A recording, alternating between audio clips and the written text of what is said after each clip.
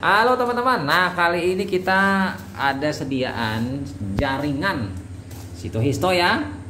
Ini yang sudah siap dan akan diwarnai. Kali ini kita akan mencoba pewarnaan sudah dengan menggunakan Papenekolo dengan hematoxylin iosin. Nah kali ini ternyata ada teman saya yang melakukan teknik pewarnaan menggunakan cara Gimsa ya dan Wreck. Jadi diwarnai dengan dua teknik ini, apakah sama persis atau lebih baik atau memang kurang baik ketimbang menggunakan cara HE. Itu yang paling oke ya, HE hematoxylin iosin atau Papenekolo untuk pewarnaan Sito-Histo. Tapi kalau pada prinsipnya zat warnanya pun ya mirip-mirip, hampir sama saja. Oke, langsung saja kita review ya pewarnaannya oleh teman saya. Ini teman saya, tangannya ada list hijau. Nah seperti biasa kita pewarnaan Wreck ya. Kita pewarnaan Wreck dulu dengan cara meneteskan Wreck kesediaan dengan tujuan untuk memfiksasi atau mewarnai, fiksasi karena kadar metanol yang tinggi sehingga tidak perlu fiksasi terpisah ya. Kemudian nanti untuk buffer Wreck kita ganti buffer Wreck dengan Gimsa yang diencerkan dengan buffer atau dengan Aquades. Maka ini adalah pula standing counter stand antara Wreck dengan Gimsa. Jadi untuk mengurangi kelemahan-kelemahan dari masing-masing zat warna sehingga saling tertutupi dan memberikan efek sinergi pewarnaan sehingga disebut dengan pula standing. Ditanding keduanya dalam sebuah pulasan satu sediaan. Oke ya. Kemudian waktu fiksasi kurang lebih 2 menit ya, 2 menit, nanti tambahkan sama banyak. Oke. Nah kita tahu pewarnaan Wreck dengan Gimsa adalah pewarnaan teknik polikromatik dengan mencampur dua zat warna atau lebih dalam suatu sediaan, dalam suatu wadah, sehingga masing-masing nanti tiap komponen memiliki efek pewarnaan yang berbeda terhadap kemampuan daya serapnya di sitoplasma maupun inti. Misalnya zat warna nanti ada yang bersifat basofilik, ada yang bersifat eosinofilik, ada yang bersifat neutrofilik. Jadi tiap karakteristik berbeda-beda dalam menyerap zat warna. Zat warna asam, zat warna netral, zat warna basa. Basa itu basofilik, eosinofilik atau asidofilik itu adalah zat warna asam. Sementara kombinasi keduanya adalah neutrofilik. Komponen-komponen dalam sel akan menyerap zat warna tersebut. Nah oke ya, ini kita tambahkan sama banyak buffer ya. Ini karena ini murni pewarnaan Wreck saja. Ya kan, dengan menambahkan buffer sama banyak atau lebih, biasanya lebih bagus dari pemberian tadi sehingga membentuk genangan yang cenderung cembung pada permukaannya. Nah, jadi cembung ya, karena kalau tidak cembung itu akan terjatuh nanti zat warnanya dan mengering. Oke ya, ini pewarnaan Wreck dengan buffer fosfat. Kalau tidak ada buffer fosfat, teman-teman bisa menggantinya dengan Aquades atau bisa menggunakannya dengan air keran. Boleh-boleh saja karena idealnya pH-nya diperkirakan sekitar 7,0. Oke ya. Sementara nanti kita akan membuat sediaan selanjutnya. Pula standing Wreck dengan Gimsa stand. Oke, kita encerkan dulu Gimsa dengan buffer. Mantap ya. Tenang saja teman-teman. Pewarnaan ini biasanya efektivitas pewarnaannya kurang lebih 15 sampai dengan 25 menit. Ya rata-rata sekitar 20 menit pewarnaan selesai.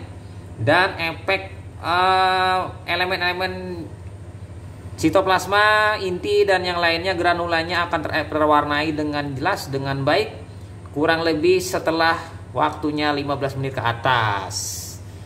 Gampang ya teman-teman pewarnaan. Cuma yang paling penting hati-hati jangan sampai zat warna itu mengering dan mengendap yang menyebabkan terjadi endapan atau bisa juga metalioskumnya ya, lumpur dari metalik dari zat warna bisa mengalami pengendapan. Ini berbahaya karena sukar dibersihkan. Nah, setelah kita mengencerkan zat warna, lalu kita menyiapkannya untuk proses pewarnaan lebih lanjut. Oke ya. Nah, 2 sediaan terakhir kita warnai. Nah, ini pewarnaan gimsa saja ini. Tidak sama dengan yang persepsi kita tadi pulas standing ya, pulas standing ini gimsa yang diencerkan setengah encer ya encerannya, jadi pewarnaannya ini tidak pekat tidak encer sehingga pewarnaannya cukup 30 menit maksimal, biasanya 25 menit. Wah.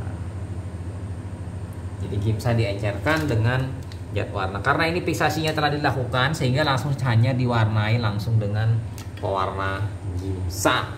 Jadi warna gimsanya ini seperti ini ya, warnanya agak-agak sedikit gelap karena ini kondisinya pada saat malam hari ya, shootnya kita membuat videonya kali ini. Nah teman-teman, bagi teman-teman yang tidak ya sudah biasa dengan pewarnaan rek atau gimsa, teman-teman bisa menggunakan pewarnaan lain yaitu pewarnaan Romanowski ya. Romanowski dan pewarnaan lagi satunya yaitu pewarnaan Kiwit Diong atau Mike Grunwald atau menggunakan pewarna dari Lesman. Jadi itu adalah teknik pewarnaan untuk pewarnaan sediaan-sediaan khusus yaitu terutama sediaan darah atau sumsum tulang. Jadi ada cara-caranya ya. Oke. Nah ini sediaannya telah kita warnai sebanyak 3 buah ya, yang berwarna gelap-gelap ini ya. Oke. Dan dia lagi masih teman saya mencampur ini. Jadi kayak seolah-olah dia ini sudah ahlinya mencampur. Karena dulu waktu muda dia dulu sebenarnya kuliah di tempat Tata Boga sebenarnya, yaitu sesat dia ke Diploma 3 PLM. Oke. Jadi ya lanjut lagi kita masuk ke teori pewarnaan. Jadi seperti ini. Apabila dia basofilik, dia menyukai zat warna basa. Menyukai zat warna basa, zatnya sendiri atau komponen organelnya itu adalah asam.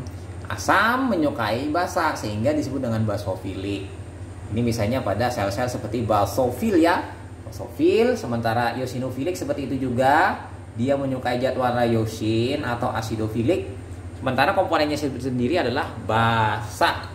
Basa ketemu asam sehingga terjadilah pengikatan zat warna. Oke lanjut lagi ya. Apa kira-kira teman-teman selain itu terkait dengan pewarnaan?